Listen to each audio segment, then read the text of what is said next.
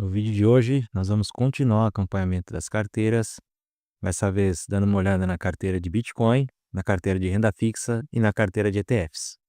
Vamos aos números. Aqui na planilha de Bitcoin, eu já preenchi as cotações das primeiras 2 segundas-feiras desse mês aqui, dia 4/8 e dia 11/8. Então, explicando na prática como é que funciona a sistemática com essa carteira. Para cada segunda-feira do mês, a gente vai fazer um aporte. Neste caso, este mês tem 4 segundas-feiras, então a gente vai fracionar os R$ 2.000 em 4 aportes de 500 e eu pego a cotação de fechamento do dia e vejo quantas unidades eu consigo comprar. Por exemplo, aqui eu consigo comprar 13 e sobraram ainda 6,79 em caixa. Com esses 6,79 eu não consigo comprar mais nenhuma unidade da ETF. No total, então, nós temos 121 unidades. O nosso patrimônio é de 121 vezes esse valor aqui, né? Mais o resto. O nosso aporte até então foi de 4.500.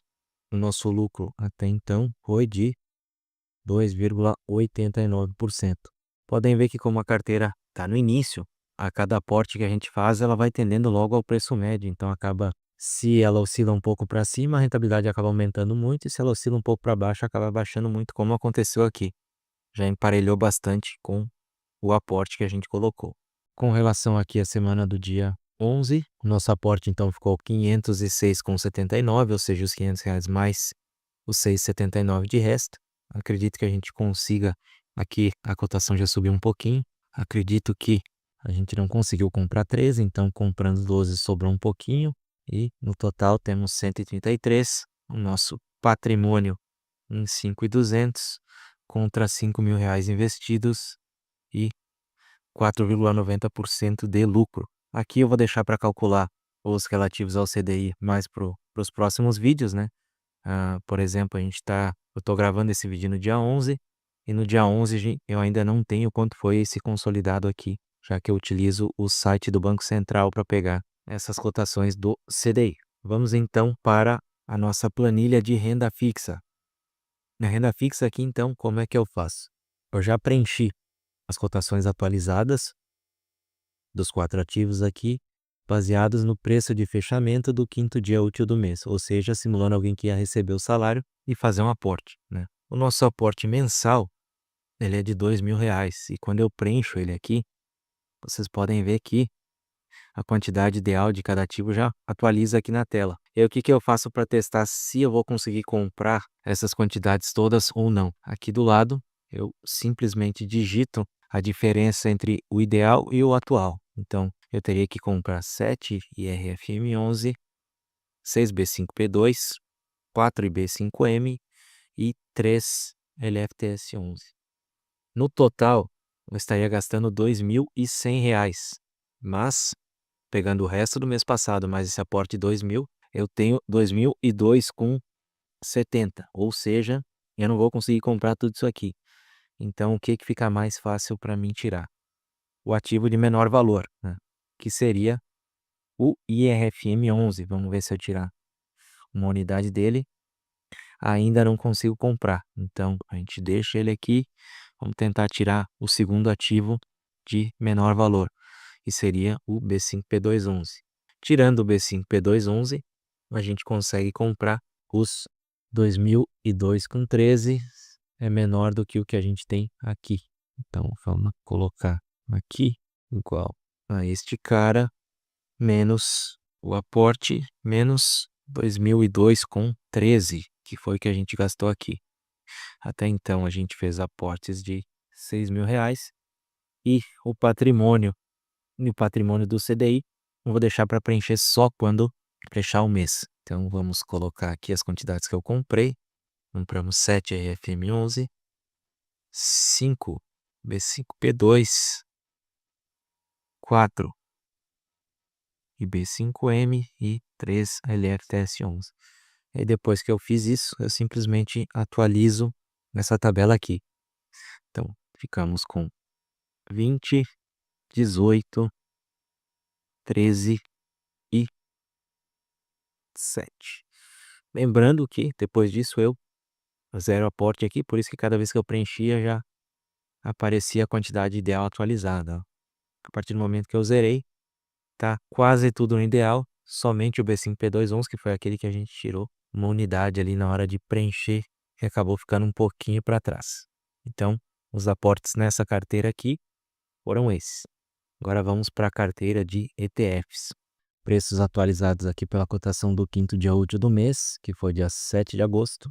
E, de novo, vamos fazer o nosso aporte aqui de R$ 2.000. Deixa eu só pagar as compras do mês passado.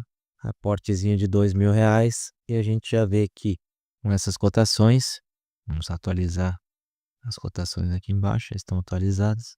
Nós teríamos que comprar 6 Divo 11, 16 NASD, 3 B5P2, 3 LFTS11, 18 XFIX, 2 Small 11 e nenhum hash.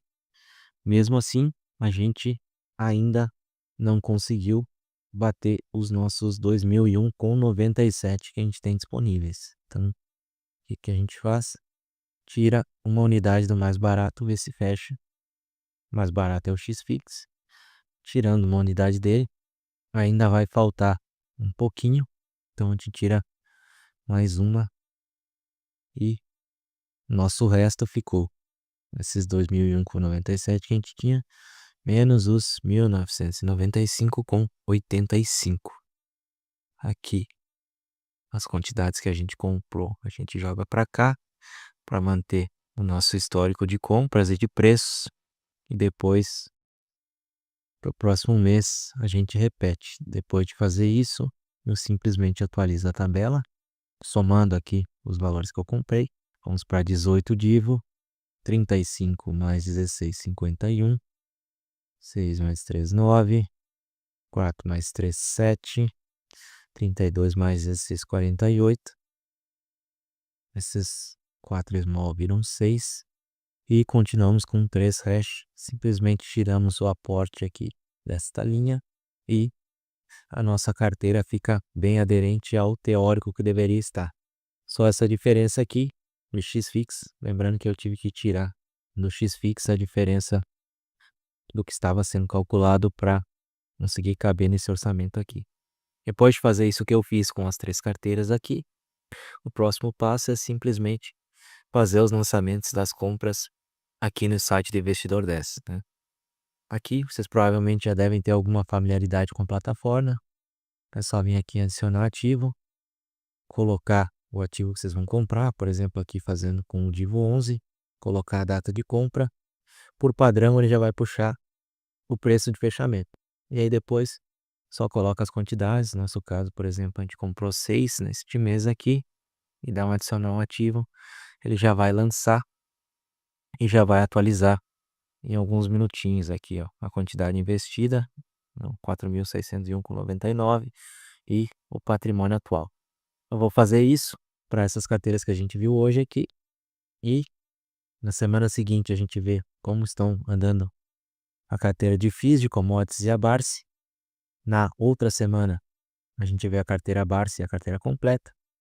E na primeira semana de setembro a gente vê como foram o comparativo de todas essas carteiras aí no mês de agosto. Espero que tenham gostado do vídeo. Se gostaram, não se esqueçam de se inscrever e deixar o like e compartilhar com os amigos de vocês que se interessam por investimentos e finanças.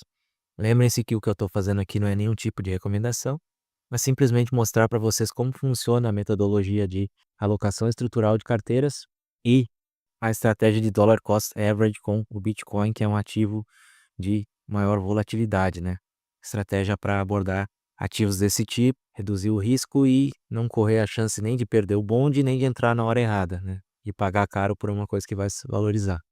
Fazendo esses aportes aqui progressivos, né? Divididos em semanas ou em meses, enfim, mas com uma constância, a gente dilui um pouco o nosso risco e vai fazendo essa estratégia de preço médio, que até então está funcionando.